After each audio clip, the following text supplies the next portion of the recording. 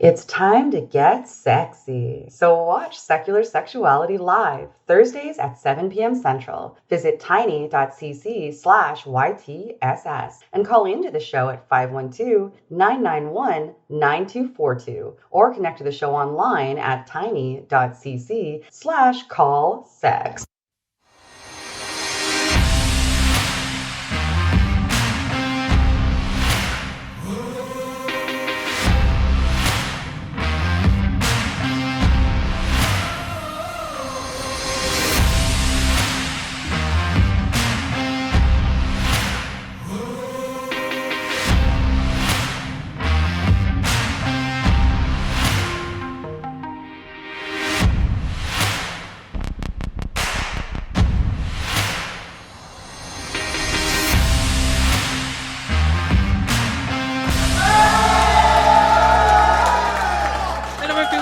Welcome to Talk Heathen. Sorry, my cat's just jumped off. Welcome to Talk Heathen, the show where you can call in and talk to us about your beliefs and your religion.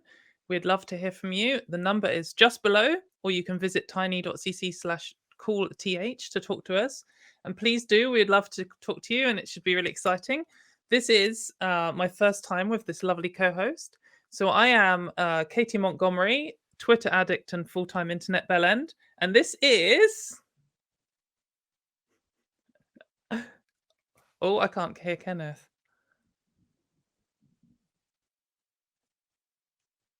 I can't hear him. Sorry, guys.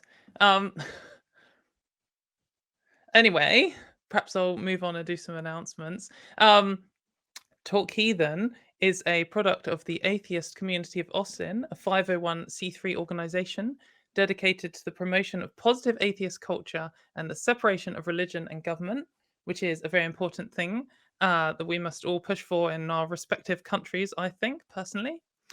Also, and there are lots of different ways you can support Talk Heathen and the Atheist Community of Austin. And one of the best ways to do that is to click the join button just below on the screen, so you can join the YouTube. And if you do that, then you get loads of cool custom icons in the chat, which you can spam at each other. And there's no limit on the chat frequency, so you can just go mad telling everyone how I'm the best host that Talk Heathen's ever had, and send in loads of pictures of crabs because everyone loves crabs. And you can also, of course, support us on Patreon at tiny.cc/Patreon-TH. Patreon is, well, everyone who's ever watched a YouTube video knows that Patreon is a good way of getting money to content creators and stuff. Yes, it is. So yes. I just heard someone there. Here we go. Okay. Oh, wicked. Kenneth is back. Yeah. Amazing. Kenneth, right. Would you like to introduce yourself? Sorry about the intro. My name's Kenneth. I'm a part-time internet bellend. I'm not sure what the distinction is between, because the first time we talked about this, Katy, and I asked you sort of what was your online presence? How would you describe it? You said you were a dickhead to people online. And I don't know what the distinction is between bellend versus dickhead in the culture. I think I like to alternate. I think dickhead was one of my standards, and I would always say, I'm just a dickhead on the internet, and that's what I say to people when they ask what I do. Right. But when I'm around lots of Americans, I like to say bellend because I like to introduce you to like British culture. Bellend is a good English word, or I could say wanker as well. Like that's another good English word. So just spreading my cultural heritage to the world.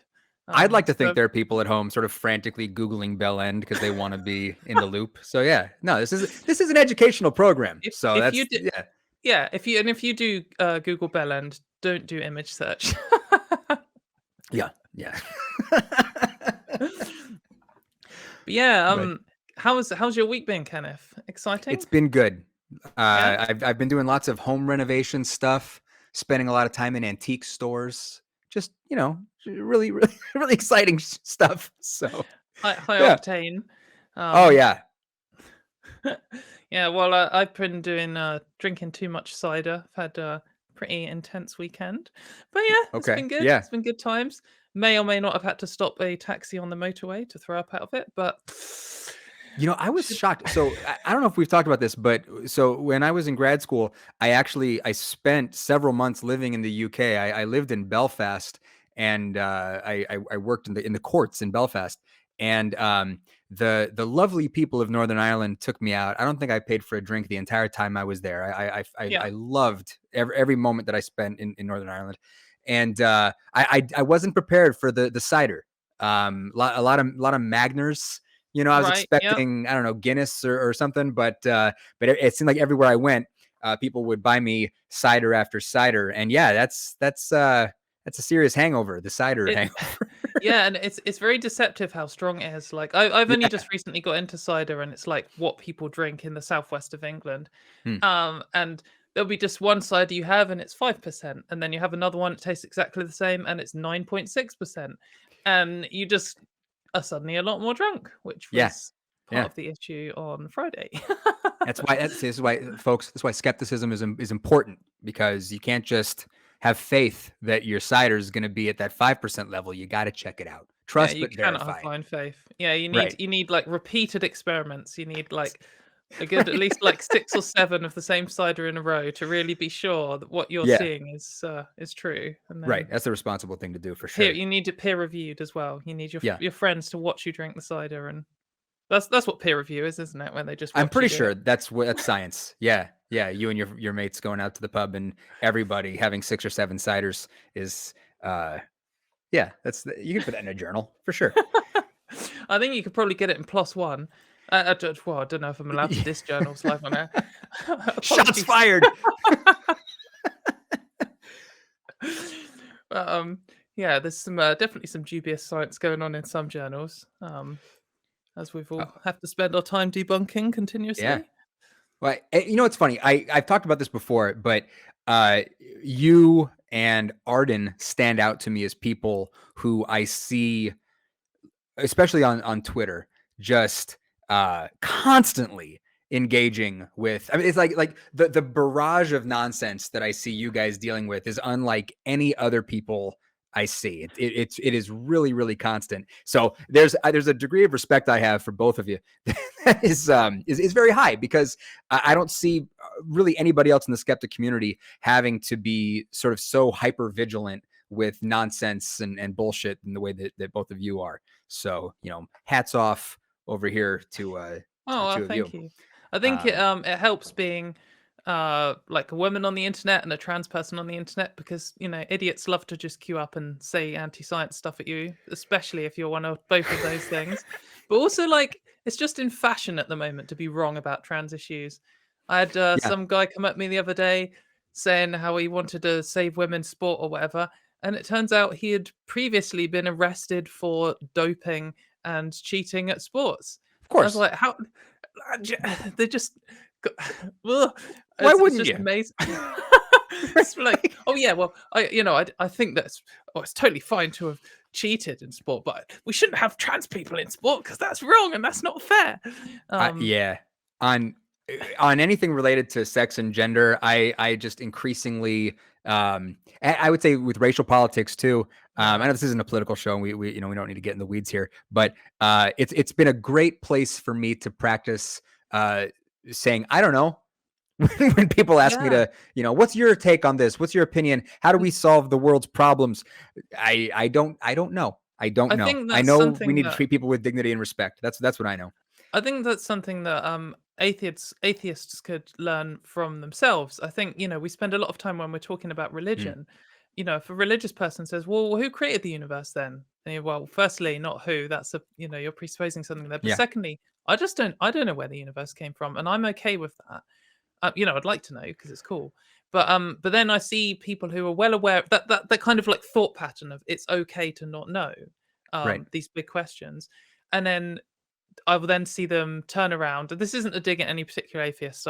I know I've had a brush in with some of the skeptic community, which are maybe more on the Richard Dawkins side of things. Skeptic. And they aren't comfortable saying, I don't know about like sex and gender stuff, LGBT issues. And it's very frustrating because it's like, I can see you're just like talking out your ass, mate. Like you have no idea what you're saying. And you're just assuming it must be true because you don't understand it. And it couldn't be possibly anything else.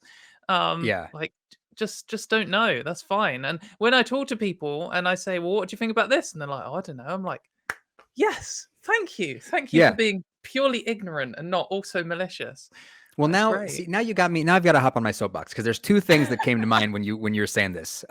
Two opportunities, right? So one is exactly what you were just pointing to.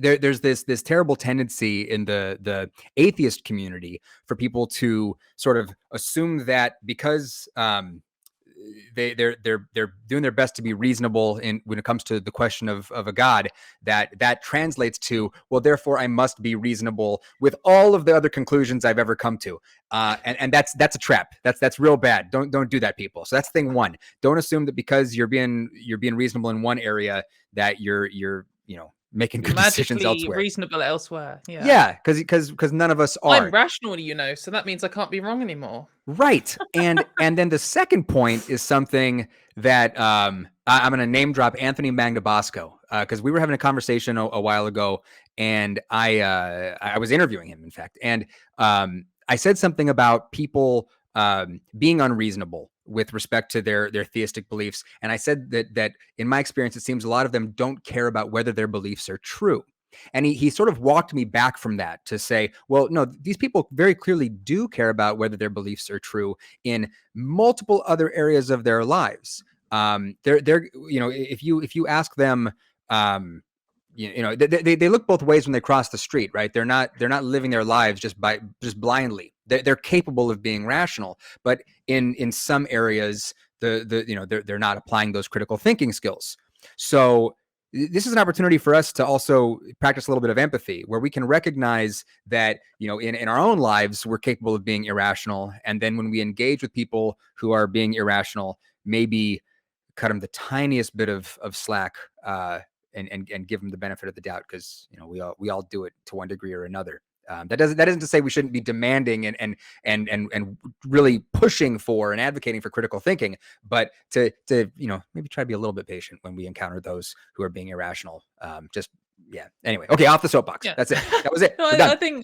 I think it's good to separate ignorance and irrationality with things like malice and like harm and stuff they're causing, because people can be irrational and people can be ignorant, and they can say offensive things and they can say stupid things, and all of that really isn't on its own necessarily a problem for your relationship with them.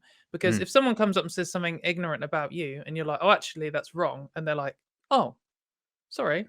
Yeah. And it's like, oh, well, that's okay. And there's no point holding that grudge against them, I think. Sure. Because then it sours your going forwards, and then they end up thinking, well, I don't even care if I was wrong because they're a horrible person. And then yeah. No, I mean, I've got friends who are Green Bay Packer fans. That doesn't mean they're bad people. Is that sports ball? That is sports ball. That is sports ball. Sorry, I just That's Americans. It's a very.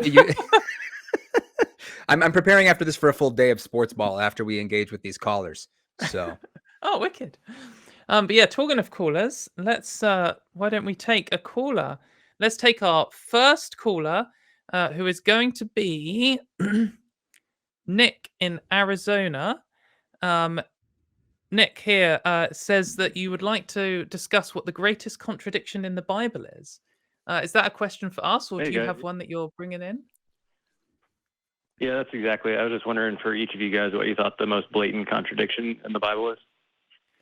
Right. I guess it's hard to rank them up. I guess I could say one that was important to me in my process of becoming an atheist and things. And for me, that was actually about homosexuality and the idea that God was all loving. And, when I was much younger, I was homophobic and transphobic and believed in God.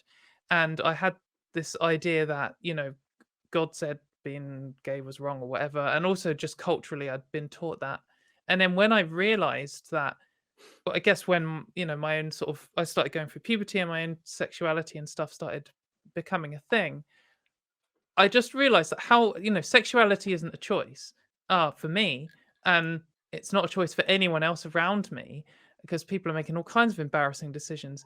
And I just thought, well, if that's the case, then there is a God who is creating people gay, and he is punishing them for that. He's making their lives worse and potentially sending them to hell, we could go on about the mechanics of how people go to hell, or who even knows what they are. But like, if that's the case, this all-loving God it just cannot be all-loving. That just is a contradiction. And it's totally possible that there's some God who is creating people gay and punishing them for it. And if that is the case, that God is fucking scum. Like, it is evil. Yep. And I'm not interested in it. If it is real and that's what it's doing, then it can fuck off.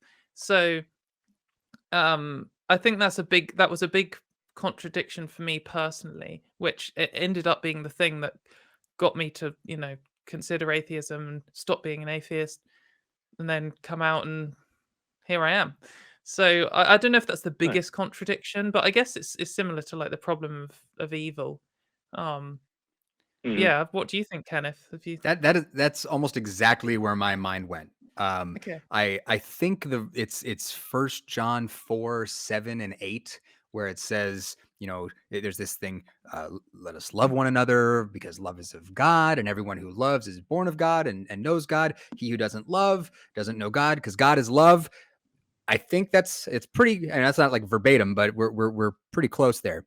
And when you look at the idea of God being, essentially synonymous with love, and then weigh that against everything else in the Bible in terms of how God interacts with humanity in the stories there. It doesn't jive. How could yeah. How could a loving God create hell? Like, this is just Right? so incompatible with even being a neutral person. Like, I've created this thing where I've created the concept of suffering. Like, first of all, that was a terrible decision, and I've created the concept of like the most unimaginably bad suffering for these creatures, and then I let them make a decision, and if they pick the wrong one, they go there forever. Like, that's so unreasonably malicious that even if God was nice to the humans in the Bible, that single one thing is such a big deal. Like, vile. Yeah. And there's a certain sort of narcissism that accompanies belief in this idea of God being love, and focusing that on yourself. I mean, like, oh, well, God loves me. I prayed for this thing to happen, and it happened for me, and that's evidence that God loves me. So that's proof that there's something to this in the Bible. To have that mindset requires turning a blind eye to all of the suffering in the world and all of the good that this God doesn't do for other people. And it can cause you to then start blaming other people, because if you get lucky and you're well off and you live in a safe country and you have a good family and all this kind of stuff, and then you look at someone else and they're like poor or disabled, or they have a difficult life, or anything that makes their life harder, and you're like, oh well, God is love, and I've been rewarded for who I am, so they must have like, I've seen this quite commonly with talking about miscarriages, and there will be this kind of idea that it must be the woman's fault that she's had a miscarriage and she hasn't been good enough to God, and God is punishing her. And it's disgusting, because now you've got all this extra pressure on these people who already have a harder life. What do you think, Nick? How's that answered your question? That definitely answered it. I was just curious as to what other people thought. My concept was probably either free will, the concept of free will, since we clearly live in a determined universe where, the choice to choose to follow God isn't actually a choice. That one, or grace, is probably an even more obvious one. That it's freely given, undeserved, but yet there's things you can do to have it taken away, and things you can't do, and stuff like that. So, contradiction. Right. Well, and it's really an interesting point too that Christians are split on questions of free will. If you're talking to like a hardcore Calvinist, they're going to tell you free will isn't a thing at all. So I mean, it depends who you talk to. It just points back to that whole problem of religious texts being these sort of Rorschach tests that individual believers see different things in. So that in itself is problematic, as they'd say. Yeah, I mean, like the Bible's existence, it and the form it's in is a contradiction in that it's the the way to be Christian, the Word of God or whatever, and yet like you can pick up two different Bibles and they're different. Like, how Yeah. can there be different Bibles? Like, how can there be translations of Bibles? It just doesn't make sense. If Yep. so Also, in terms of contradictions, I think it's worth pointing out one of my favorite things to do with Christians who may be sort of new to studying their Bible is having them read the different resurrection narratives, and keeping track of how many things are different, across the Gospels, from what was Jesus' time of death to, who went to the tomb. Was there an angel there? Where were, there's all of these different details that don't line up. And you would think that's, I mean, the Apostle Paul talks about how if there was no resurrection, that Christianity it just crumbles, right? So you would think that of all of the stories in the Bible, for God to really keep an eye on and make sure that the story doesn't get fucked up, that the resurrection would be at the tippy top of the list, but they don't line up. So that's No.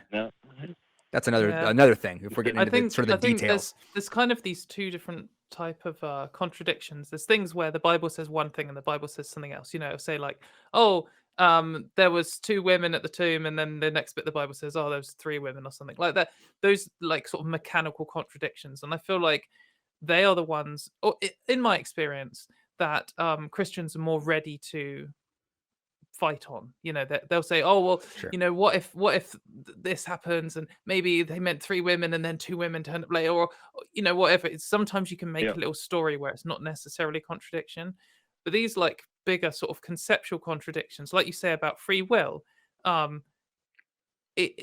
that's so much harder to address, I think. And often when you say, oh, there are contradictions in the Bible, everyone thinks of, oh yeah, what, just because they said that a circle was three across, three round or whatever, it doesn't match with pi. That doesn't really count.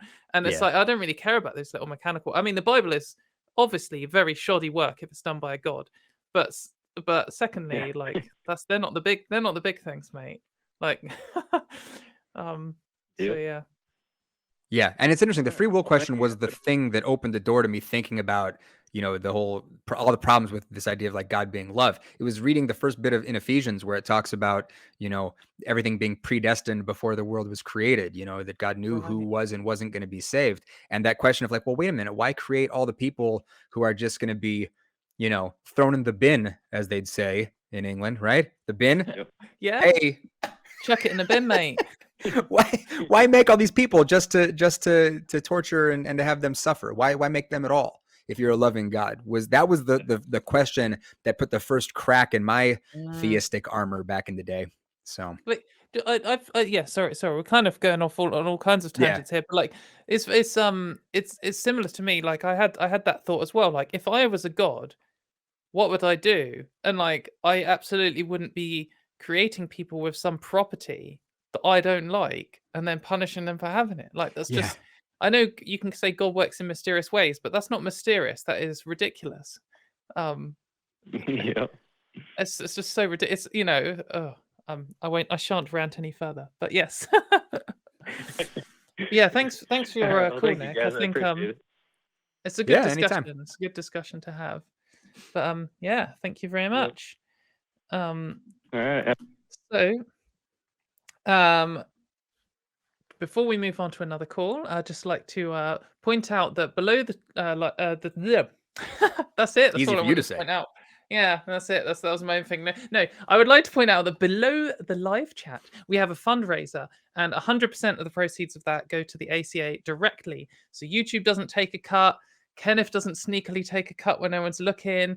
It's it goes straight to the ACA, and they can use it for good ACAing. And we also have a show, which a channel. Gosh, I don't know what I'm doing today. My words are coming out of this. This is too much cider. That's the problem.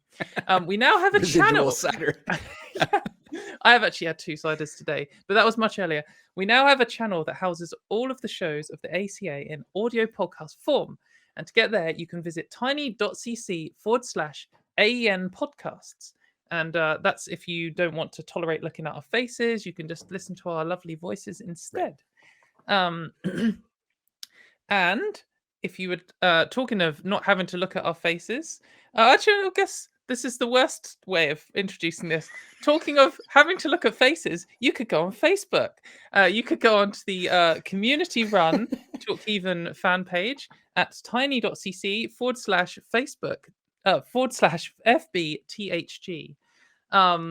And yeah, I guess you have to see most people's faces there. That's kind of the point. It's a whole of the book website. of them. Yeah. Yeah. But it's a book. Well, it's probably even more contradictions than the Bible. So that's anyway. Shots fired at Facebook. Yeah, no one's ever made such a controversial claim about Facebook Live on air ever before.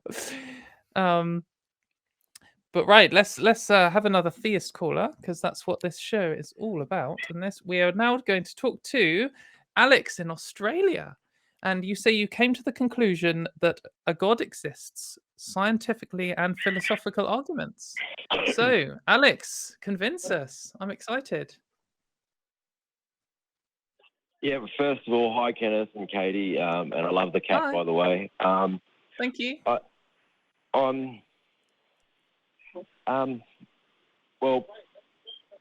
first of all, I just want to say that I used to be a born-again Christian. However, like, I couldn't,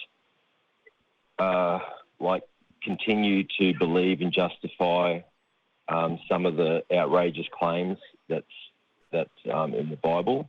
And like, when I was a born-again Christian, I was sort of brainwashed into not liking transgender people and that, and I just had to get away from it. I just couldn't stand the hypocritical, just outrageous claims they made. So I just wanted to put that out there that I love transgender individuals. Like I'm married to my wife and everything, but I love transgender people, and none of them have ever done anything wrong to me. Wicked. But anyway, so basically, I've studied a few religions, and some have stood out to me as being evil, and so some are evil in what they're preaching, like, for example, like Jesus' death and his like he was basically a human sacrifice, and the pastors and all that, they expect everyone to believe and justify a human sacrifice as being necessary for their salvation, and which is just totally ridiculous to me. There's definitely quite a few religions that have obviously garbage things. Yep. But so what's led you to keeping the belief in God without these religions? Because sure, there's some evil religions and there's some arguably less evil religions. But then, so do you follow a religion, or is this your sort of separate belief in God in general? Or I also I have to interject because just really, really quickly, Alex, because it sounds to me like, and I don't want us to get off on a tangent here, but as you were saying a lot of the things that you were just saying, I kept thinking that the horribleness of a proposition has nothing to do with whether or not it's true.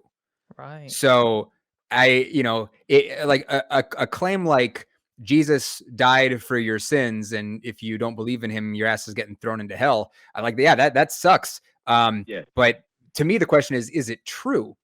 Right. I don't want to go to hell if it's real. No. Yeah.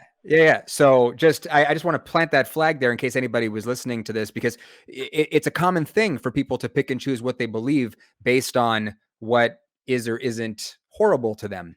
But if somebody told me, hey, there's a history of heart disease and Alzheimer's in your family, I could be like, that's terrible. I don't want to believe that shit. but the thing is, that's objectively true. So, you know, I have to account for that. And if I were to say, well, I don't want to believe that because that's terrible, I'd be in trouble. I'd probably miss some doctor's appointments that I shouldn't miss. So I just gotta put that out there. Yeah, that's okay. Yeah, I understand what you're saying. I haven't demonstrated yet why I believe in a God. I basically believe in a nameless God that has no name. So by doing that,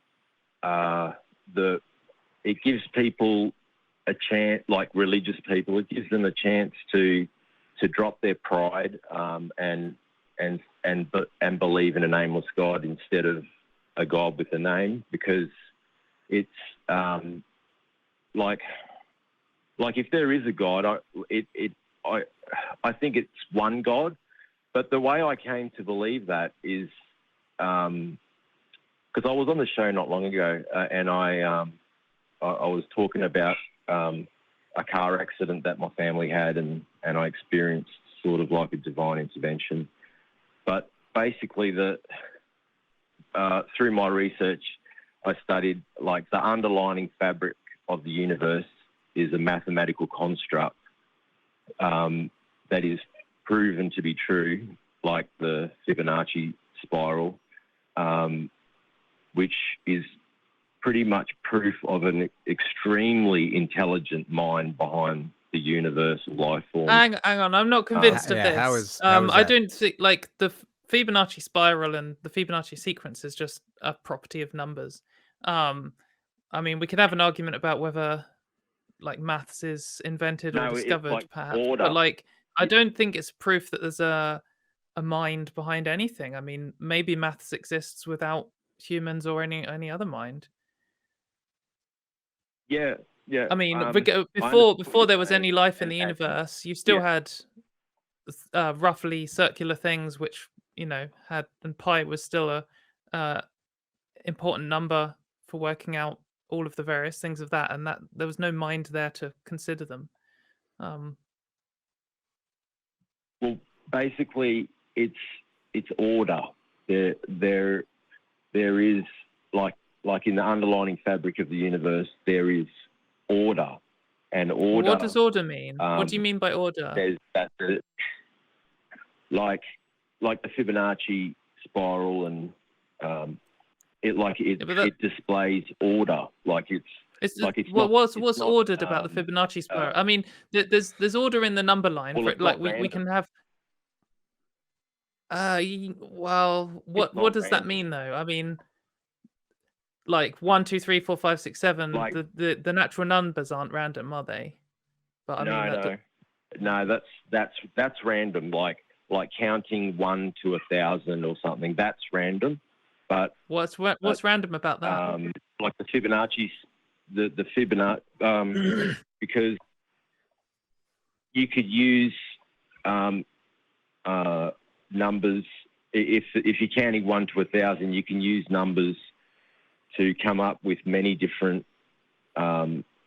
problems to solve. But I'm talking about order, like the Fibonacci spiral. It's just another number sequence. You've mentioned the Fibonacci spiral and the sequence here. I just want to ask you a very direct question. What is the Fibonacci sequence? What is it?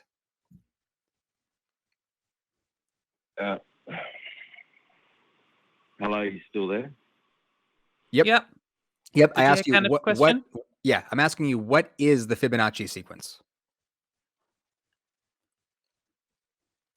It's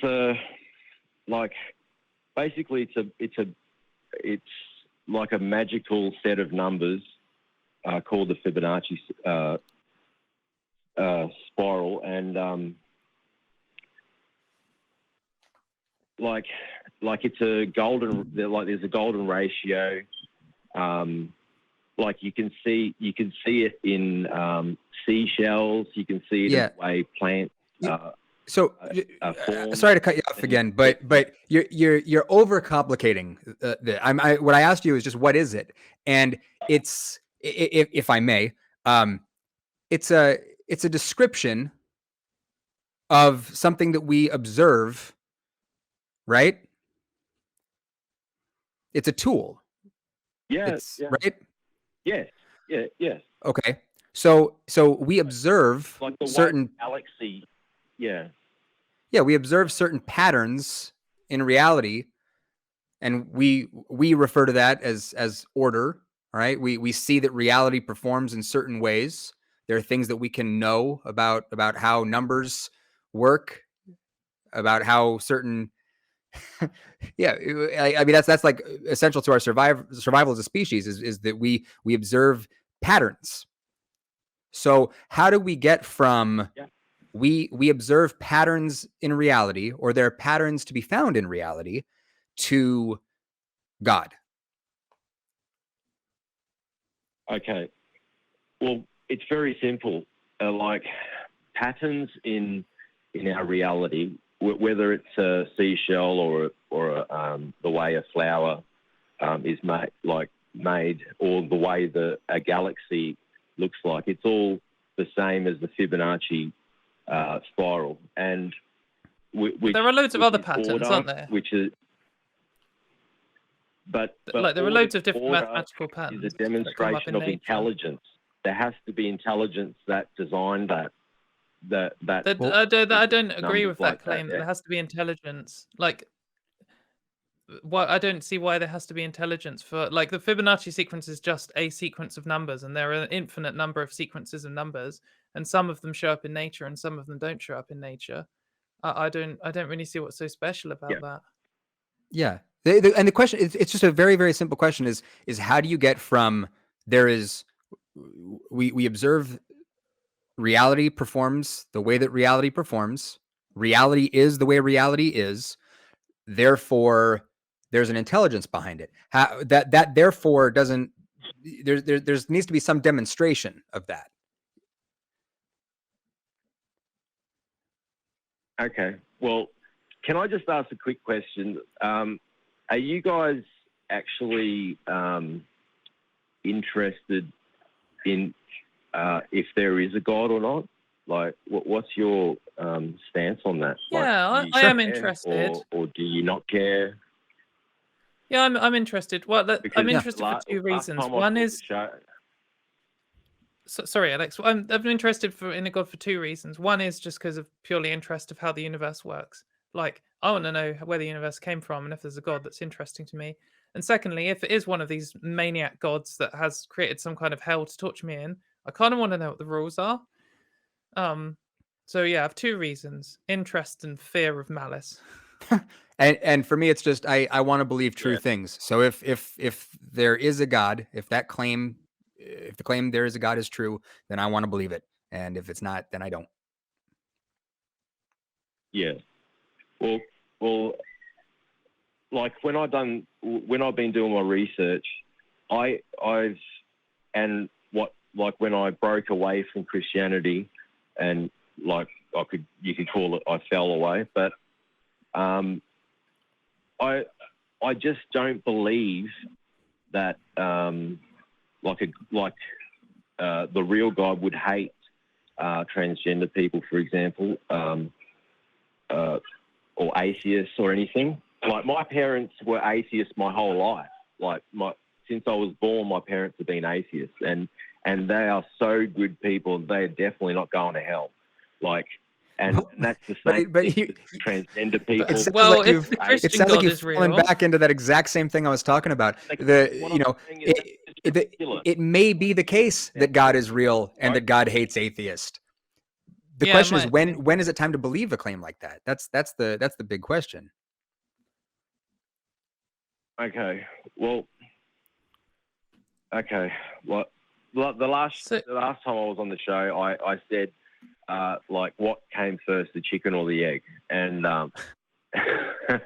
and the host, I can't remember his name, but he said the chicken, and I said, yeah, I think the chicken too. But anyway, it sort of blows your mind. You just get a mind blank. And he asked me why. Like, he said, why? And I said, you asking me why is just like me saying, like asking what came before the Big Bang, and he said, I just don't know. And I said I don't know either. And then the other host said, why do you care, like, that there's a God or not? And that sort of like gave me a bit of a mind blank when he said that, and I thought, yeah, why do I care? But since then up till now, I've rectified that problem in my mind, and I care because it might not be real, like God might not be real or anything, but I really want it to be real, and right, like for a heaven to go to or whatever. But I could be wrong. But like when someone looks at the sun like through a safety lens, that some people might see randomness and some people see order, and I see order, and like if someone paints an abstract painting, the painting is abstract, but the fundamental underlining subatomic particles that make up that painting is orderly. So that's like the truest type of random, like, is subatomic particle locations. I mean, they're all over the shop. I feel like if someone says to me what is random and what isn't random, I think I'd almost take the opposite stance of you. I'd say, things like maths and sequences and number stuff, that's all not random at all. It's like the definition of order. That's what ordinal means, is numbers in an order. Whereas something like subatomic particles is when we want to generate random numbers on computers and we want a true random number, that's the kind of thing we do. We try and just have something that detects heat radiation or something because it's so random and unpredictable. So I feel like I guess I know what you're saying is it feels like electrons are negative and protons are positive, and there's some kind of rules there that we've observed for whatever reason. But I guess maybe order and randomness have a different kind of meaning to you, to how I would use them.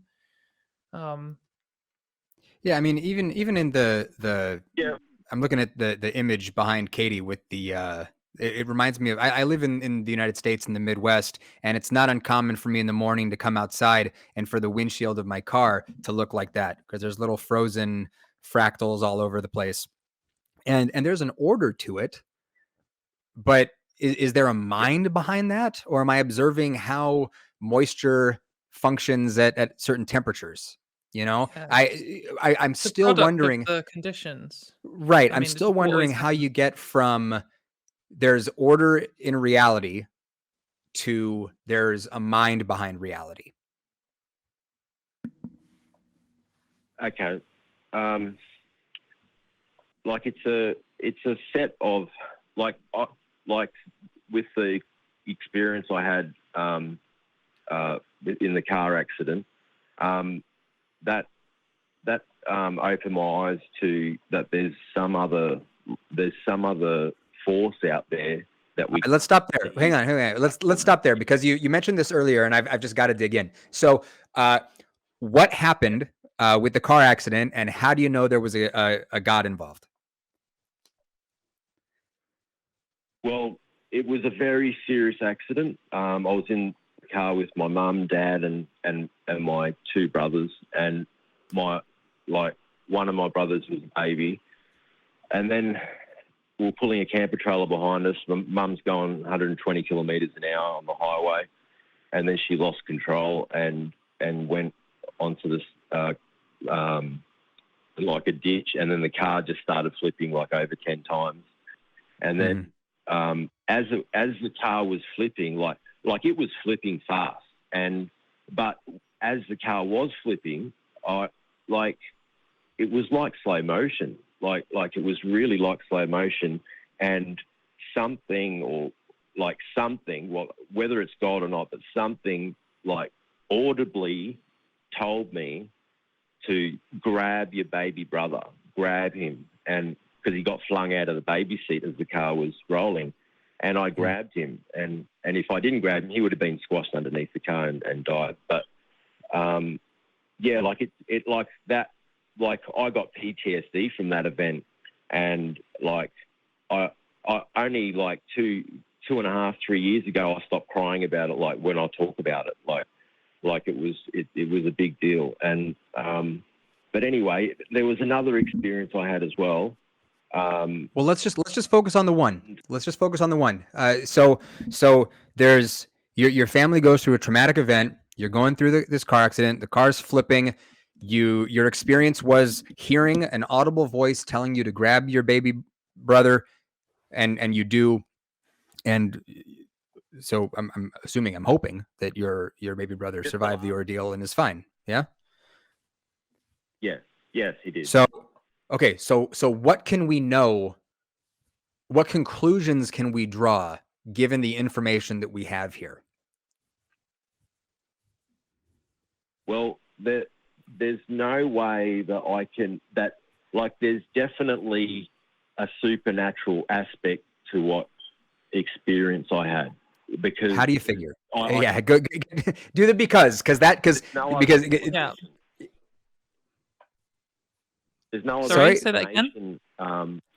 Of how that's it. Because I was only 9 years old at the time. All right. I was only 9, so I didn't have the knowledge or anything to do, because it's like you could imagine like driving very fast and then it starts rolling like over 10 times. That the G forces in that is unbelievable, like the G force. And and me being 9 years old at the time as well, I had no idea like of what to do, but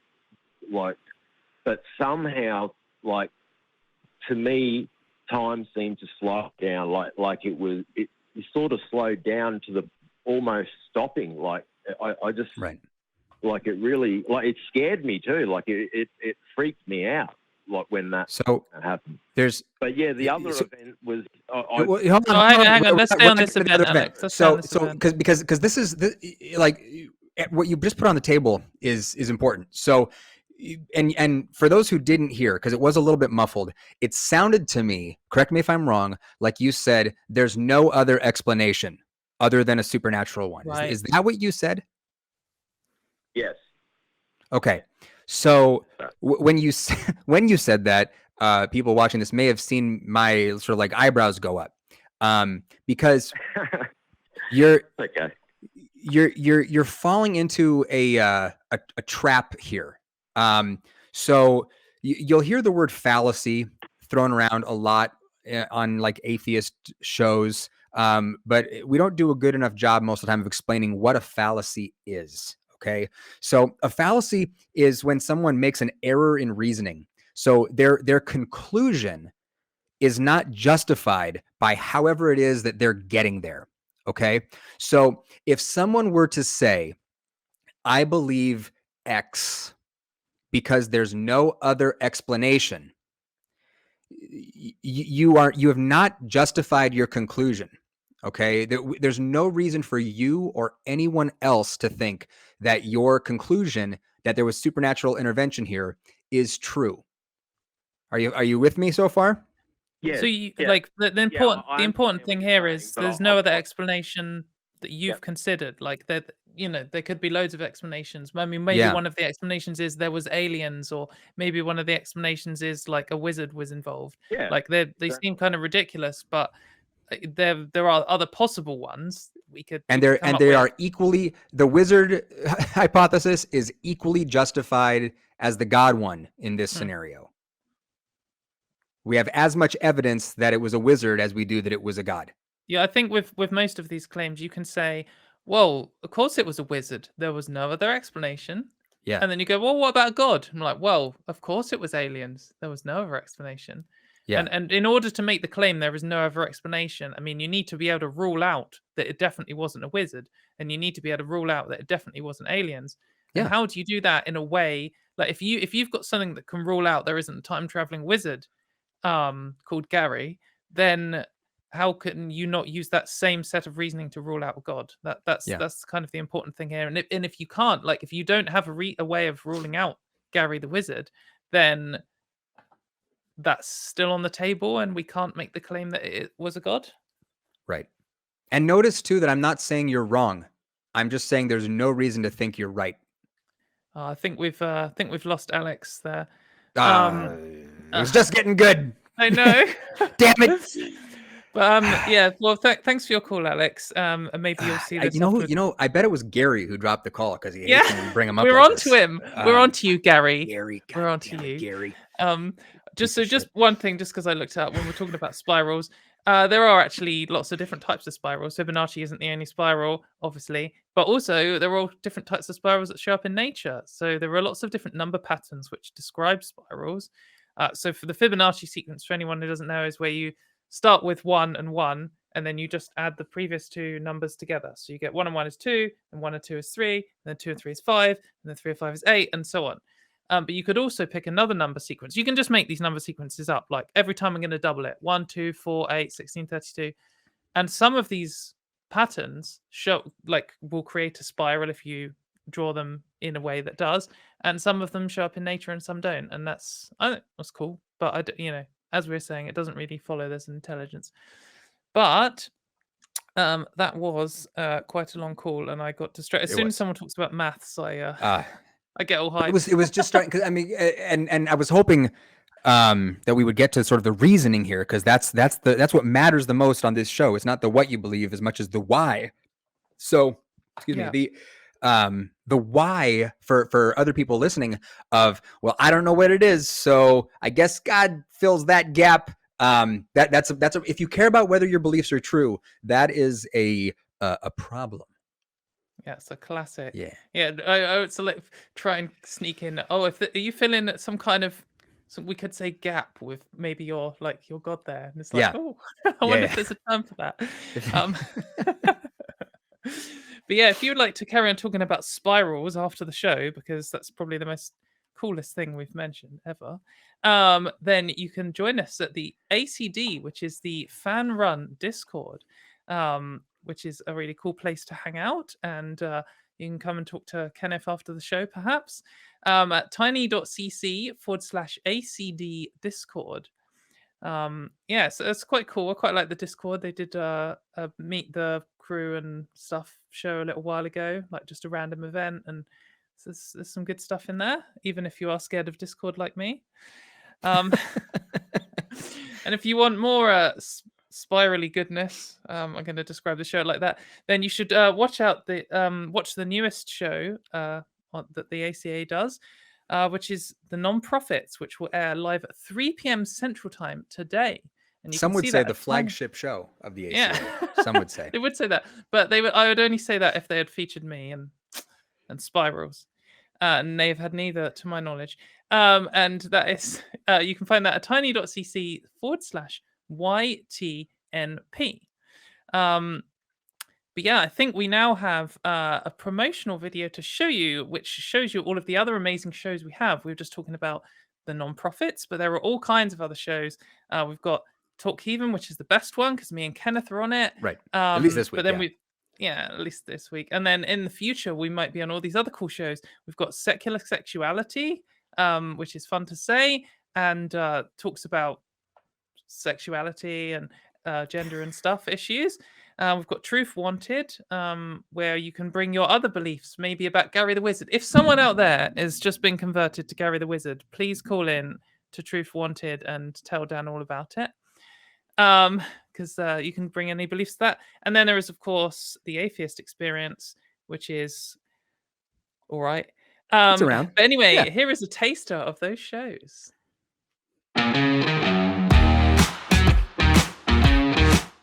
You know, a couple of years of like terrible government management and the crumbling of society. Okay, I'm gonna have an existential crisis if we don't move on. It's difficult. Everyone's having a difficult time. Just remember that the obstacle is the path. Whoa, the obstacle is that like a Buddhist cone? If you're gay, lesbian, or trans, you're going to get denied for this. If you look, they had even an example of a guy that looked kind of disheveled. He could get denied. So I'm like, I'm definitely not getting the money because I dress like a slob. Yeah, I can speak from experience here. Being dead is not all what it's cracked up to be. Trust me, living is much, much, much better. I love people, and I love learning, and I love exploring the world, and I love food, and I love sex, and I love drugs, and I love rock and roll. And all of those are reasons for living. How dare you suggest that without an eternal life, there's no reason to live?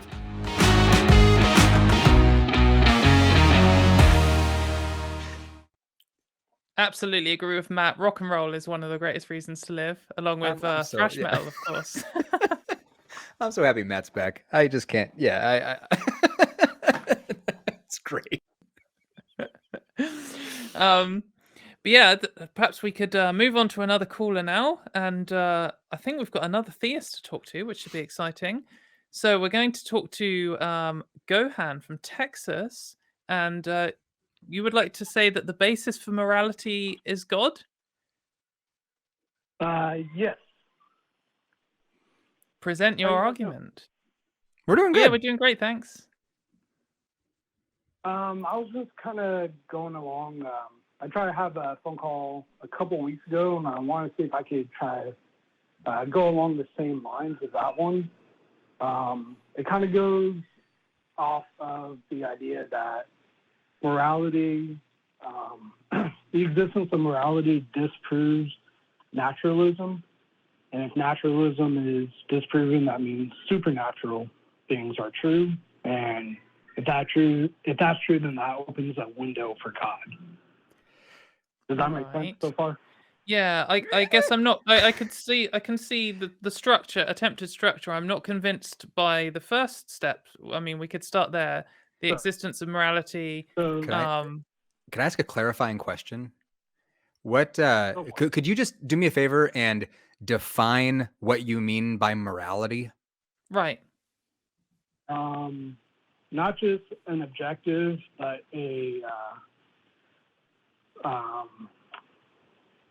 sorry, I was listening to a couple of shows that I know objective isn't usually the best word to choose for morality, but an absolute list of what is right and wrong. So true. Okay, so morality is a list of what is right and wrong? Yeah. Not a physical list, but yes. Right and wrong with respect to who or what? Well, yeah, like I think mayonnaise is wrong, objectively wrong. Like, is that? I think it's immoral. Is anyone to say that I am wrong in that claim? If you think pineapples on pizza is right, then yes, you are objectively wrong. But so we can make these like comments, but like what we could say that's immoral, or we could say it is moral. And I mean, the difference here is people will disagree with each other, and that's kind of what we mean when we say it's subjective. Right. What does it mean for something to be right or wrong? Yeah, and who's deciding it? Like 2 + 2 = 5 is either right or wrong. So, but is that moral? Is that a moral question? Yeah. No, that's not moral. Okay. So in terms of morality. Yeah. So what makes something right or wrong? With choices taken by rational creatures. Okay. Yeah, but it could be rational to, if you're hungry and like there's someone in front of you, you could say, oh, it's rational. It saves me the maximum amount of calories to just kill this person and eat them, because it's like over that I've got to walk all the way to the shop, and I would argue that was immoral. Like if I was to just eat my cat, that would make it a moral question, right? Well, but I don't want this is I think a really important detail for us to get nailed down, because without an understanding of what morality is, the rest of the conversation really would be pointless. So what makes something morally right or wrong? Well, what makes something morally right or wrong is different than what is right or wrong, right? I'm not sure it is. I'm not sure what. Maybe you can explain the distinction. Sure. Like what makes 2 plus 2 equals 5, right or wrong, is different than why. There you're talking about correct versus incorrect, and that's not the same thing as right or wrong. 2 plus 2 equals 5 is incorrect arithmetic. False. Yeah. Right. But if we're talking about something like let's use something like lying. Like, would you agree that lying is wrong? I mean, there are. I would say there are things that are objectively and absolutely wrong, and I would say yes. But that's for me. That's getting off topic. But I will go down this. But I mean, yeah, let's tease this out for just a second with lying. So, would you agree that lying is objectively wrong? Yes. Would that be on the list of wrong things in your worldview? Yes. Okay. So let me throw a hypothetical at you. Let's say you're living in many years ago, and you've got little Anne Frank hiding in your attic, and the Nazis come to your door asking you if you've got little Anne Frank hiding in your attic. Would lying to those people be the right or wrong thing to do? That would probably be the right thing to do. Why? Yeah, lying. You just said lying was objectively wrong. Well, yeah, just why? Why would that be the right thing to do? Yeah, I'm trying to explain. You have two different options. You could choose one option that is wrong, or you could choose another option that's much more wrong. And then you also have options of one option that has more of the moral good compared to less of the moral good. Right, but I'm asking you why. Why would it be the right thing to do to lie to the Nazis searching for little Anne Frank? Because you're weighing your moral options, and there's two moral options, and you're picking the less moral. But what makes it good? What makes it a good thing to do to lie? Yeah, you're making it more complicated than it needs to be. I'm really just asking you, why would that be the right thing to do? I agree with you that it would be the right thing to do. I'm just asking you why. No, yeah, I'm sure. Yeah, because it's the more moral option compared to the other option. Why? That's just rephrasing the question. Moral and right here would be interchangeable. So why would that be the morally right thing to do? Oh, okay. Sorry, I do understand the question now. Because for me, the answer is not because it would. I want to make clear that this is not like a utilitarian argument. That's the argument I kind of want to attack. I'm not saying it would be right because in the end it would be a better thing for humanity if we protect all of the Anne Franks of the world. That's not my argument. My argument is just... I'm not asking you what your argument isn't. Yeah, I'm asking you why is it good? why. Why would that be the right thing to do? I'm trying to explain that with an argument. Okay. So it's not utilitarianism. I'm just asking you to explain it. That like all of the other stuff, explaining what you're not doing, all of this is just sort of wasting time. I don't know how many times I can keep asking you this. Why would lying to the Nazis be the right thing to do? Because there's an objective list of right or wrong of what is right or wrong, and you're saving somebody's life. Saving someone's life. Okay, so why would that, again, so we're just kicking the can down the road. Why is saving someone's life in this instance the right thing to do? No, I agree we're kicking the can down the road. That's why I kind of want to skip this and get down to the end of the road. But I think the issue is here, though. I think that's it. Why we're trying to discuss this. Yeah. Why? What makes something morally right? Yeah. Why is saving someone's life good? I mean, we could come up with a hypothetical where it was bad. I mean, people make decisions about that all the time. Could I offer another one? If it's related to go for it. So hypothetical is if Thanos was right. If in the end all of humanity had not humanity, all of thinking creatures had a better well-being after the snap, would that have made it a morally good thing to do? I haven't seen whatever film this is from. Sorry. The basic premise is just really quickly, a villain becomes super powerful so that he can eliminate half of all sentient life in the universe. The idea being that then the half that's left over, their lives are better. Right. No, this is not the morally right thing to do. That whole other half of sentient life factors. So well, let's say their well-being matters too. My answer might be we've different. gotten. I'm not convinced. I'm not convinced that I know the answer to this. I don't know if it's immoral because, like you're causing a load of suffering and you're killing loads of people. But if you knew for a fact, like if you had some magical foresight power or whatever, if the premise of this decision is we know that will increase the well-being of all life from this point onwards, maybe there is a point at which it becomes moral to do. And I just, I'm not convinced either way, to be honest. I mean, why? So let me just say, hang on a sec, Alex. So Kenneth has said it is immoral, and I'll just take the other position. I say actually, I think it is moral. So I am just straight up agreeing with Thanos here. How do we know which one of us is right? I mean, I think that's an excellent point. This is more this does not prove which one is right. This is more if one is right, then naturalism cannot be true. If Kenneth is right, that is immoral. We haven't established what morality is yet. This is bananas to me. Before we get onto this topic of naturalism versus supernaturalism and all that other stuff, if we're going to be talking about all of this within the context of morality, what are we talking about?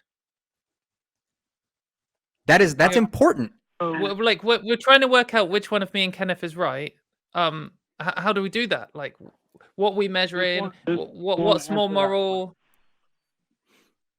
But we don't need to talk about supernaturalism for this. If there is a right answer to this question, and if it's Kenneth's answer, then supernaturalism is true. I didn't ask you what's the true and correct answer to what is morality. I'm asking you to define your terms so we can have a conversation. Yes, my terms are that if there is a correct answer to what is moral, and if it's not whatever a secular humanist would say. I'm still asking you to just define what you mean when you say morality so you can then make your argument. Have I not said a list of what is right and wrong regarding just an arbitrary list? I mean, I could go on an arbitrary list. Yeah. Right, but exactly what Katy just said. At this point, it is an arbitrary list. You haven't given any criteria for what makes something right or wrong. So I've got my list, and it says killing half the people in the universe is bad. That's just on the list. It's just objectively written, number 6 on the list. So now we know that in your hypothetical, killing half the universe is bad. So therefore, aliens. I have an arbitrary list too, and on my arbitrary list, it's different. So yeah. So what do we do? So your question is which list of morality is correct? Yeah. Is that your question? Well, That's okay. My question. Yeah. My list is better than your list. Is that your question? Yes. Go for it. How do we know? Okay, that's not my question. I know, but that's what I'm asking. I don't think we've all got our own arbitrary lists of what's moral. So on my list, it says killing half of anything at any moment in time is morally good. Like, how do I know that? Yeah, that's not the question. That's not the question I came to ask. If that's the question you guys want to ask, that's okay. We should probably stop the call. The question I came to ask is if there is an arbitrary list, it could not have come from a natural means. What are you talking about? Katy just made up an arbitrary list. I just made an arbitrary list. I could make up arbitrary lists all day long. I am pretty Sorry, supernatural. objectiveless, not arbitrary. Sorry, objective, absolute. Well, maybe mine one is objective. Yeah. I mean, I don't. Maybe. But the question I did not come to ask today is which one is the true objective list. That's a different question. So what, like, our point here is, if just, you know, if there is this magical list out there of what is really moral, like, and we find, like, what do we do? Find this list written down, and then we compare it to my list, and then we shuffle them up. Like, how is this objective? What's objective about it? How do we measure it? How do we interact with it at all? Or is this just some invisible Russell's teapot of the universe property where there's some objective list of morals in some form somewhere, but like without being able to interact with it, without being able to know which one is the correct list, then how does it have any effect on anything? You know, we must be able to interact with it in some way to know what the list. We agreed before that the argument stood, or the flow of the argument stood, that if there is, and I know we didn't agree for each stance, but if the stances were all true, then the outcome was true, that if morality existed, that disproved naturalism, which proves supernatural. I didn't agree with that. No, and because you're not defining your terms, the argument is an absolute mess. So you're saying there's a morality is a objective list of what is right and wrong, but we can't. But you seem unable to explain what right and wrong mean. Okay, if we're talking about it as for math. I'm sorry? The same for math? No, and we already explained that distinction of so if you can just observe talking, it's not arbitrary. I can just go out and count things in the field.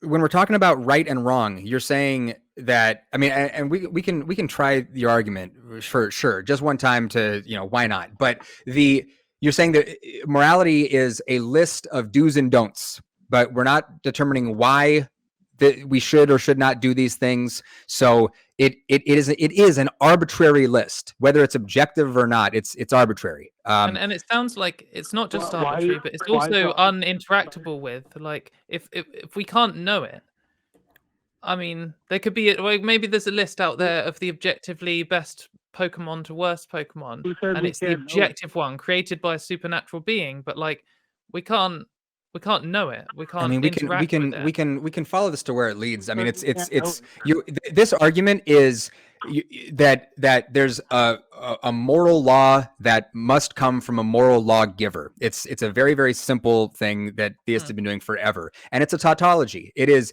if there is a God, then there is a God. Great. If Katy had wheels, she'd be a bicycle.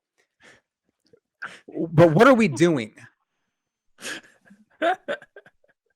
We are not trying to prove a God at all in this. We're trying to prove a possibility for a God by proving supernatural. This argument has no proof of God. So I don't know why you're saying it's because God, therefore God. Therefore God is not even in my conclusion. It's analogous. It's, if there's a moral law, then there's a moral lawgiver. It couldn't come about by natural means. There has to be some supernatural thing. It's going back to the same like personal incredulity, God of the gaps bullshit of the earlier call. It's like I'm really, really asking you to think about the substance of this argument. I don't see why they could. Right. So there's the issue that we're having about, like, we haven't really said what is moral, and we're saying, you know, what even is this list, and we can't interact with it. But also have a problem with the argument you made at the start, which is maybe morals are a property of the universe. Maybe there is some measurable property. Maybe if we cut open the smallest particles that we know, we find there's this like handwritten list in Latin or something, and there actually are objective morals, but I don't think that necessarily means it came from any supernatural thing. Maybe it's a property of the universe. Maybe, you know, there are loads of properties of the universe. Like there's an order of the elements in terms of weight. Mass. And that is just. There's no. Sorry, go on. I was just saying there's another list, which is we could put all of the subatomic particles in order of mass, or all the particles in order of mass, and that is some kind of list, and that is a property of the universe. And there's no reason, like, the fact it's a list is it is not doesn't make anything supernatural, and it being moral. I mean, what is this is why we're asking what is morality. Sorry? Did you say math is a property? Sorry, did you say math is a property of the universe? No, I said that if we were to look at all of the particles' masses, we could make a list of them, and that is a property of the universe. I mean, if you want to do some kind of, that is a property of the universe. All right, we're all over the map. Go ahead, do me a favor. Since you don't want to really dig in on what morality is, go ahead and make your argument. Okay. My argument is against secular humanism. Secular humanism. I thought it was against naturalism.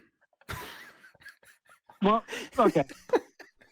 So not naturalism. Secular humanism. Oh, okay. Secular humanism Okay. Secular humanism states that whatever can be for the betterment of or well flourishing, whatever can further well flourishing of humanity would be moral. If Thanos snap indeed flourish humanity in the end in a positive way, that would make it moral.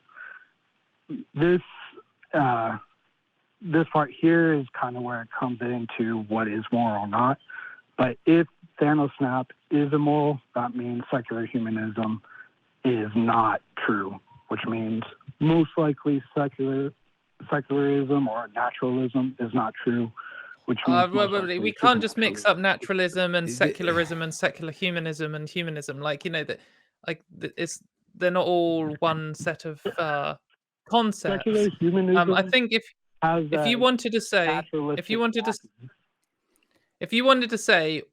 make the claim, my moral system is whatever is like increasing the well-beings of humans is good. I would just say, well, yeah, I can think of a situation where that isn't true in my opinion, so I don't agree with it. Because, potentially the meat industry, we could say that's good for humans, and I think it's bad because it causes suffering to animals. And I just think that's more important than, making humans have a slightly nicer lunch, arguably. And so maybe I don't agree with it. So I don't think that means I can't be secular or have a secular moral system, and I don't think it means I have to disregard naturalism or believe in a god to make that claim. It's just my subjective moral opinion, which I'll argue about till the cows come home.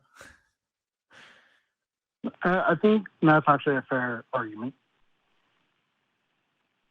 Okay. I do have to get going. My baby is crying in the background. I will give you guys a call back on another date. Thank you for having me, though. Wicked. Good luck with your baby. Thank you. You look drained, Kenneth. If secular humanism isn't correct, then secular humanism isn't correct. Yeah. Cool. Yeah. Therefore, Gary the Space Wizard. Yeah. Gary made the list. The arbitrary list. That was all Gary. Man, that son of a bitch. Damn it, Gary. Whatever is good for Gary's diet is objectively moral. Can I tell you what one of my favorite things in the world is when our English hosts read the top patrons' names. Okay, well, in that case, I will do that in my Englishest accent I possibly can. I love it every time. When Lloyd says Dinglebury Jackson, I love it. I don't want to, maybe I should just do it in my own accent rather than trying to put one on, because I'm not very good at accents anyway. So you can have the only English accent I can do is like a Dickensian street urchin. Right, that's they're the two accents Americans can do. It's either the all right, governor, or it's exactly that Queen's English, our top patrons this week. No, I can only please, sir. I would like some patrons, please. Like that's about all I can do. So, Well, I'll do it in my south of England accent. Oh, sorry, just scrolled off the top. So I'm going to do them from. I'm just going to do them. I'm going to do them in the objectively best order, and this is a property of the universe. Says you. It's just true, because if it wasn't true, then God wouldn't exist, and God Right. definitely exists, because otherwise, where's this list come from? If this So- wasn't the correct order, then it wouldn't be the correct order. Therefore, Gary God. the Space Wizard. Okay, So, yeah. Top patron of the week is Gary the Space Wizard at number 0, but then after him is number 1, Eric Tweet, and then Dinglebury Jackson, your favorite one in my accent, maybe. Balaam's Donkey, Paul Lee, and the great North American Dingaloo. And of course, this week we have an honorary mention for Blake Walker. Thank you very much, Blake. Nice. Was that English enough for you? Shall I It do was again? the perfect level of in English. my oi governor voice. Yeah. Well, you're not an oi governor. It's yeah. I was recently on a movie podcast talking about a terrible / awesome movie from the 1980s where there's an actor who does the worst Cockney accent of all time, and yeah, it's that oi governor voice. I just yeah. Well, if you want to do an awful Bristol accent, which is why I'm based, you've got to do the pirate accent, because the pirate accent was actually based on the Bristol accent. Was it? It's a made up thing, and they just picked it because it sounded. I don't quite know the story. Maybe because it sounded whatever, but they just did a Bristol accent on stage, and it became like a Hollywood shorthand. Someone was like, "That's a pirate." Yeah. But so what do you think, Kenneth? Do we want to try and squeeze in one more caller quickly? Yeah, I'm all about squeezing collars. I think there's I know we've got a theist on the line. Yeah, let's. So right, we're going to talk to Jeff from Ohio, and I'm sorry, Jeff, we might have to be a little bit squeezy and squeeze you in here, so you might need to be a bit quick. But it says you want to talk about biblical inerrancy. I think that was the question on the table, is whether the Bible's 100% accurate. Yeah. The answer's no. Okay. Well, if that's the question, I guess if you read it as a personification of the human condition, I think it makes pretty good sense. What do you mean by that? Anthropomorphizing it. What do you mean by... Go ahead. Well, it describes the human condition very, very well. The mind, the body, the things that we rely on that I don't happen to find dependable, but it's pretty descriptive about that. All the slavery, all the stuff you guys like to talk about, where I think we're a slave to mind and body. And I think it's a personification of the human. It is interesting. Sorry, go ahead, Kenneth. Well, you're talking about the Bible as a reflection of the human condition. The example that I was talking about earlier in terms of biblical inerrancy wasn't about the human condition at all, but was about who God is, and who the Bible claims God is inconsistent. Well, there's no way to get to a conclusion of that unless you actually live in opposition to mind and body, which I think is a good idea. I have no idea what that means, what you just said. Yeah, I don't quite follow. I mean, down, do you mind and body? Can you trust the mind, for well-being? This has nothing to do with what the Bible says about God. Yeah. If the Bible says God likes blueberry pie, and then in another part of the Bible it says no, God hates blueberry pie, then the Bible is inconsistent when it comes to whether or not God likes blueberry pie, right? That has nothing to do with mind and body and all this other stuff, right? Well, I think if you look at it as a personification, it does, because our minds conflict with itself constantly. So does the body. Oh yeah, I mean, if we wanted to describe God as like a messy, he changes his mind all over the shop, then that's fine. But if we then also say that he's always right, then that's quite an important contradiction. We could say, oh well, the Bible reflects how God changes his mind and stuff. Like, he used to think slavery was great, and now apparently he doesn't think that, but he hasn't explicitly said it anywhere. But okay, but then what is God's just an ununderstandable mess, and the Bible isn't very useful for describing him. And Yeah, the Then what? question is whether the Bible's contradictory. I mean, we could, let's just say God is contradictory. Therefore, everything the Bible says is right, even when it says two different things. I mean, then God himself is contradictory and unpredictable and isn't inerrant. Well, if the Bible is doing what I claim that it's doing, then contradiction is very much accurate. It's going to describe. So is it contradictory? Does that mean God can contradict himself? Can God be wrong about? We live contradictory to our minds and bodies on a daily basis. We do, but we're not gods. We're not omnipotent. We're not the Bible. Perfect gods. I mean, like, I might be wrong about what I think, because I might say something and then say something else literally 1 minute later that, about my own opinion or view or something. But if God did that, the Bible describes that perfectly. No, it doesn't. Yeah, but this is. I know the Bible. Come on, we're having fun here. Have fun with it. Well, you might be having fun. The question on the table is the Bible contradictory? Katie and I say yeah. What do you say? Absolutely. Okay. Contradictory by design. Yeah. Now you're making an additional claim. How do you know that it's by design? Because we are. I've said this multiple times. We are a perfect personification of that. Our minds. That has nothing to do. Can I maybe disconstruct this? So Jeff, are you saying that? Prove God, I'm not even going to do that because I can't do that. Hang on, Jeff. Are you saying that the Bible is a contradictory mess because humans are a contradictory mess and we wrote it? Or are you saying that you're saying it's that way around? Okay, just checking, because I think on seeing it was written.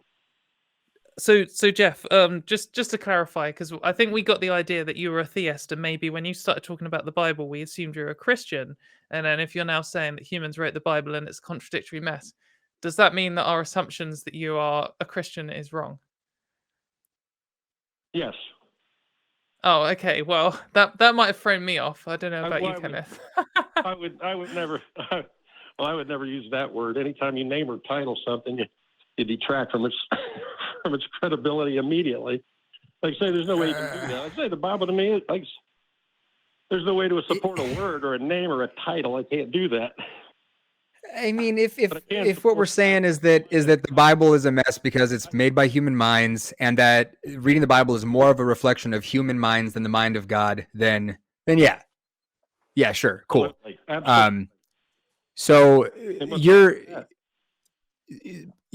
a theist? Yeah. Why? Because there's a if you live in opposition to mind and body, you're going to find that there's another voice that's very active and very alive. It's my cat. How going to base it, and it has to base itself on truth if the other two are not dependable or trustworthy. So I asked you why you're a theist, and nothing that you just said got me any closer to understanding why you're a theist.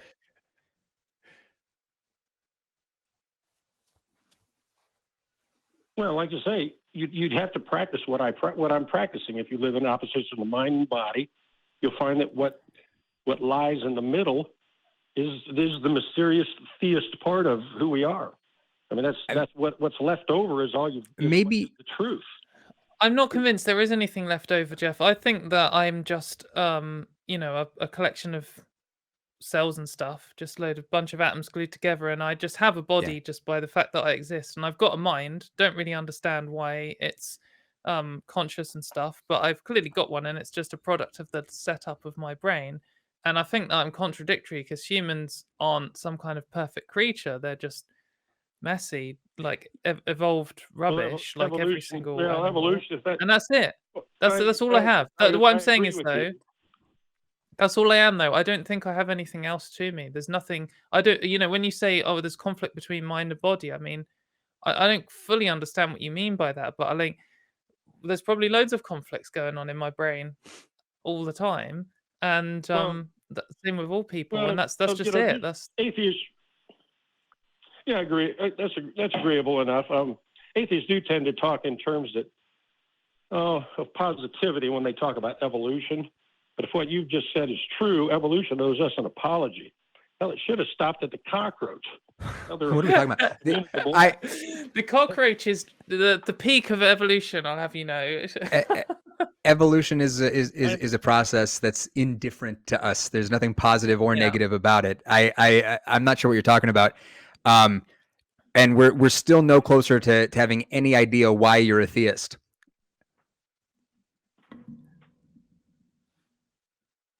Like I say, I'm not going to be repetitious here, but like you say, it's what you end up with when you oppose mind and body. I don't find either. I don't know. Okay, so I am a body, and my mind is part of that body. Yeah. I have no idea what you mean when you say left? living away from mind and body. Neither of which you left out a part. Neither of which can be trusted to provide for soundness of mind. Isn't that what we're looking for? Are you using your mind to come to that conclusion? Yes. Why? That is a dichotomy. There we go. I mean, if you're going to get any closer to deity, you're going to have to say this. The very thing that's talking. Why are you using your mind to come to conclusions? Well, psychologists say you can do that every day. I mean, then the psychologist will say, "Hey, I can train my mind to blah blah blah blah blah." Well, that's, I'm gonna try exactly one more time, and then I'm gonna give up for the day and go watch a lot of football.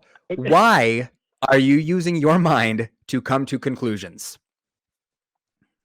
Don't have any choice. That's right. Thank you. That's great. Someone answered a question today. I feel great. I'm done. That's it. Yay, well done, Kenneth. Who are you rooting for? Come on, you're a Kansas City guy, aren't you? Yeah, but that's the thing. I have no choice but to use my mind. Even when I'm being irrational, I'm still using my mind, which is but you don't an organ in my body. Trust it. You do not have to trust it. But what is the like? Your mind is the thing doing the trusting. Like that is your mind either trusts or doesn't trust.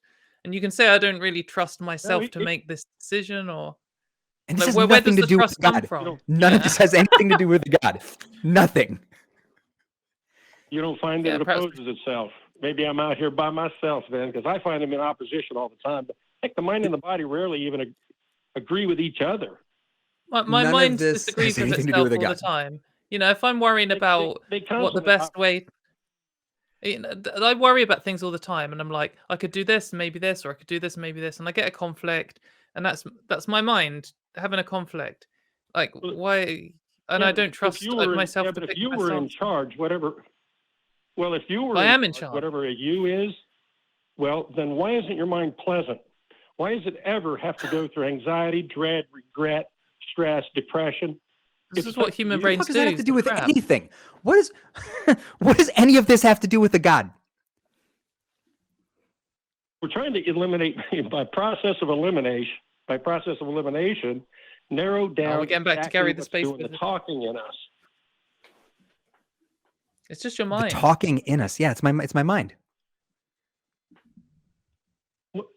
I think I just made a good example there. And you guys, you haven't answered. Oh, you're wrong. You're in charge.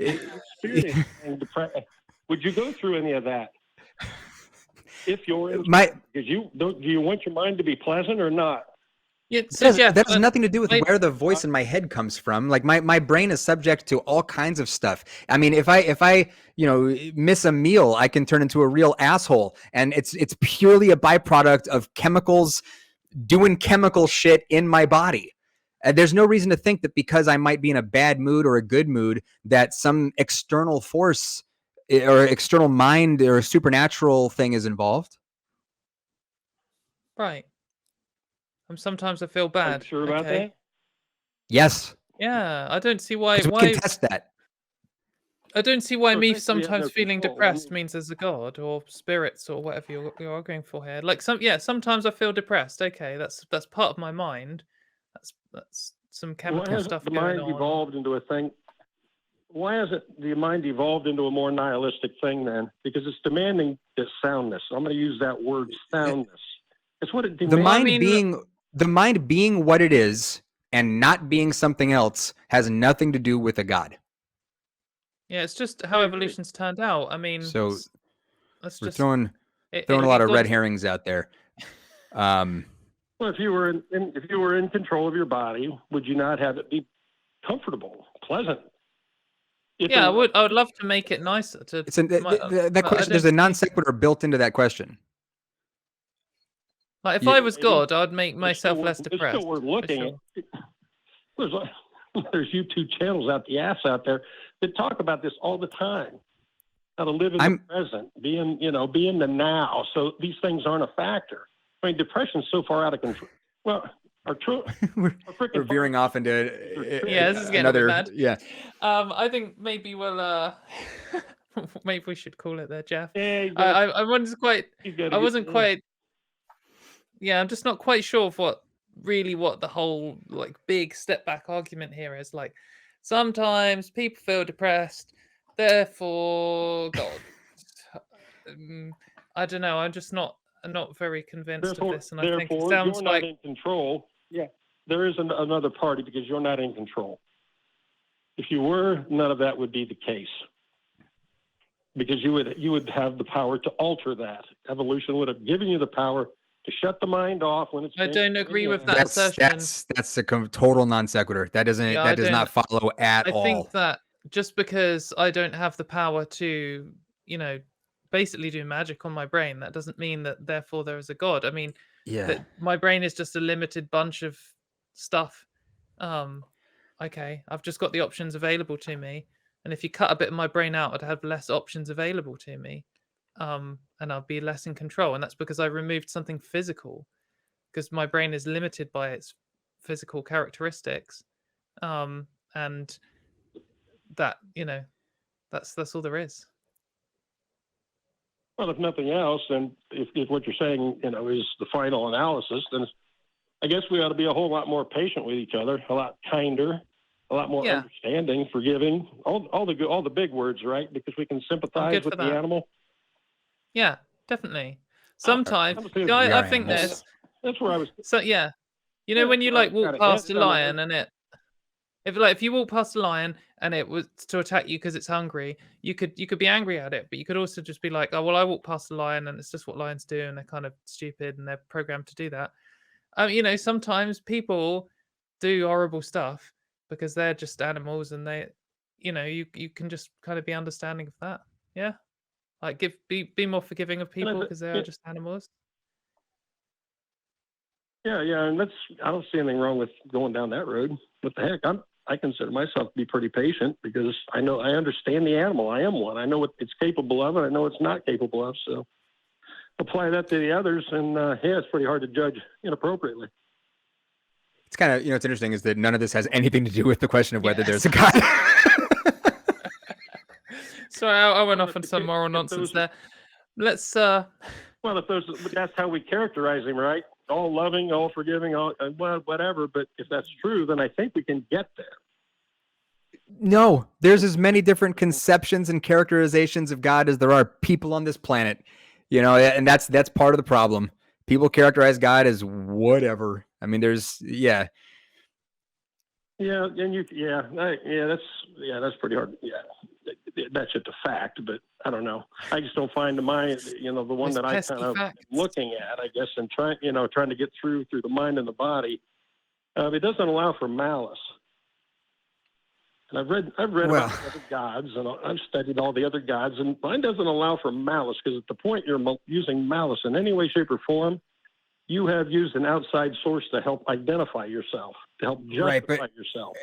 But you're talking about your God as there's this thing, and again, it points back again to an earlier call with the question of whether God is malicious or not is a question that there is an objective answer to that.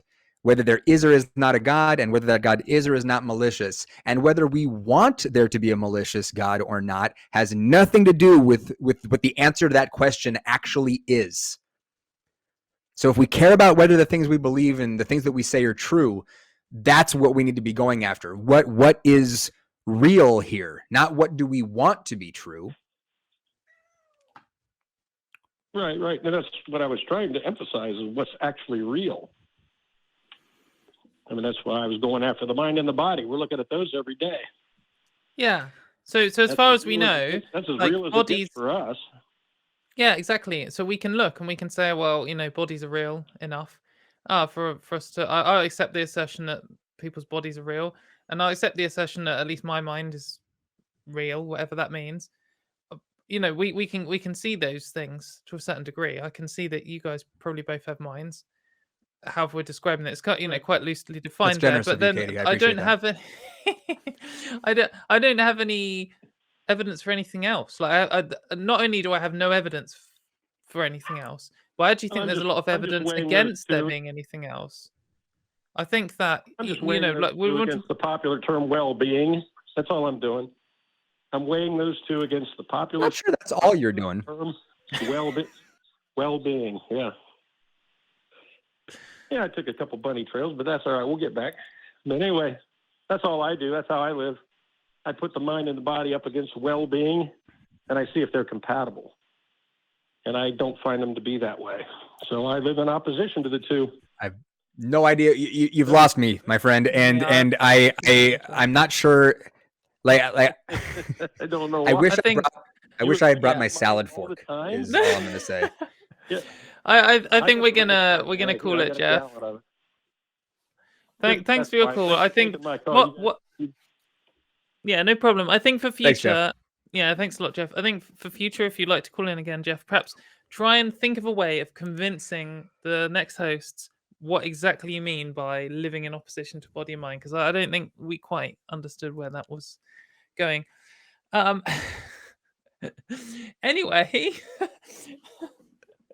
Thanks, Kenneth, for this has been surviving. a fun show. It's been a good show. It's been very full of tangents. Yeah. I hope everyone in chat has enjoyed the tangents. What are your objectively top 5 favorite tangents? Write them on a list. Preferably a spiral list. Yeah, if you can do that, that'd be great. Yeah, so I'm just gonna before we sign off, I'm just going to remind everyone of all the amazing ways that you can support the ACA, because it's very important to do. I think, fighting to separate church and state, or however you want to describe it, is just a good thing. And it helps, these brilliant shows with these great discussions. So below the chat, we have the fundraiser, and 100% of the proceeds go directly to the ACA, and Gary the Wizard cannot get to them because that would be immoral. Not even Gary can get at those. Not even Gary. You can become a member by clicking the join button below, and then you get all the cool chat icons, and you can write fuck Gary as much as you like. You can support us at Patreon at tiny.cc/Patreon.th. Perhaps don't write fuck Gary loads and loads. You'll probably get banned for that. But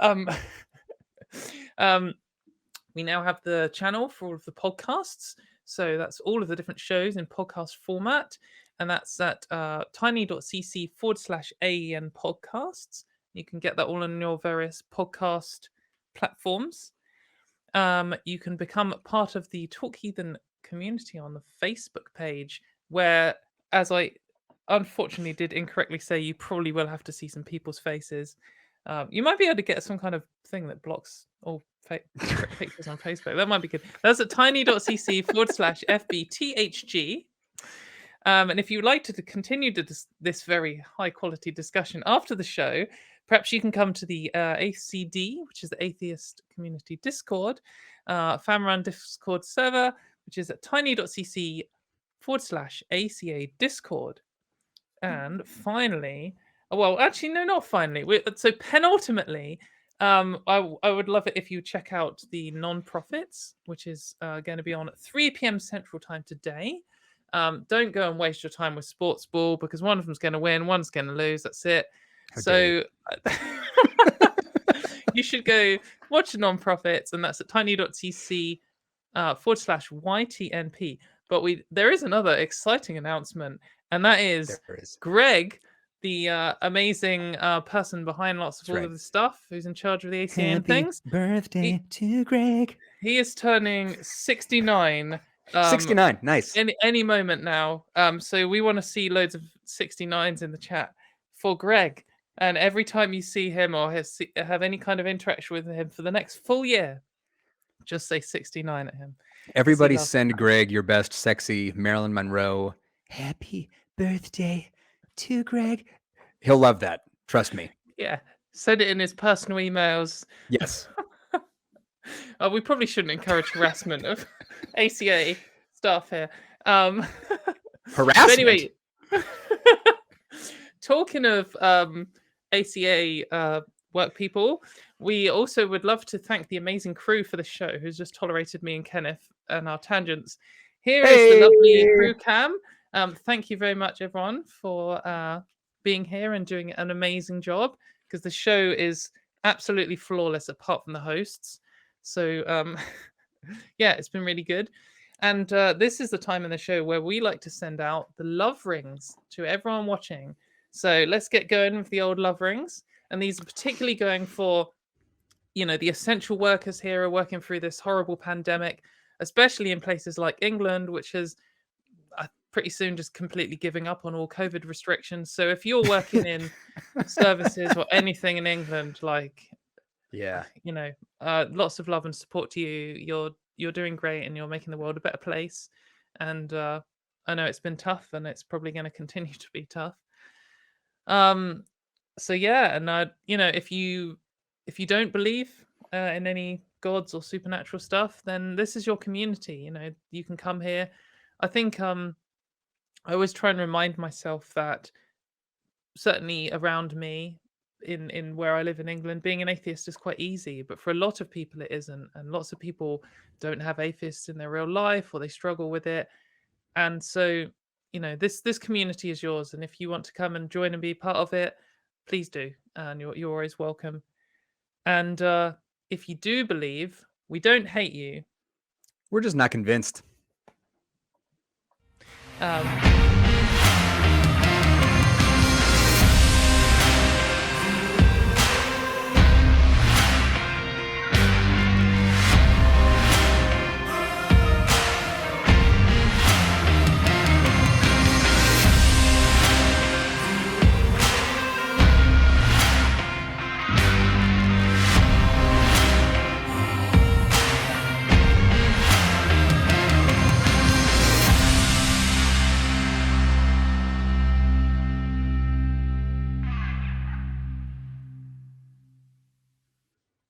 We want the truth. So watch Truth Wanted live, Fridays at 7 p.m. Central.